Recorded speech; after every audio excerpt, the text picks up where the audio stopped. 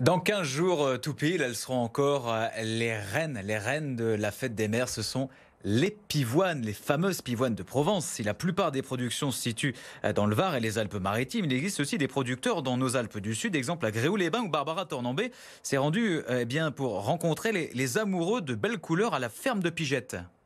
C'est l'une des stars des bouquets. La pivoine attire l'œil avec sa longue tige, ses feuilles charnues et son parfum subtil.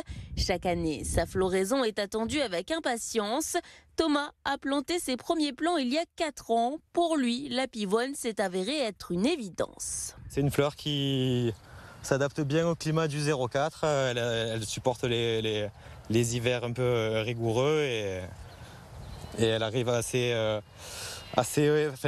au bon moment dans la saison. Mais la pivoine est aussi capricieuse. Si la récolte a débuté depuis maintenant une semaine dans ce champ, c'est elle qui mène la danse au moment de la cueillette. Il ne faut pas la ramasser trop tôt. Quand on passe sur le dessus, on voit qu'elle est déjà plus colorée. Je ne sais pas si vous arrivez à voir la différence entre les boutons. Donc là, pour moi, je dirais que ces deux-là sont prêtes. Quand tu passes avec le doigt, là, tu sens que les pétales elles commencent un peu à se décoller. Ici, 4000 plants de Sarah Bernard et d'Alexandra prennent le temps de se transformer durant le printemps.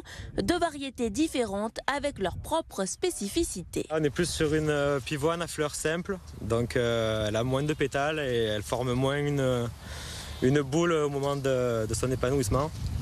Et par contre, une fois qu'elle est ouverte, on voit bien les étamines jaunes et elle est super odorante. Une fleur de printemps belle et généreuse qui ne cesse de séduire. Un cadeau devenu incontournable à l'approche de la fête des mères.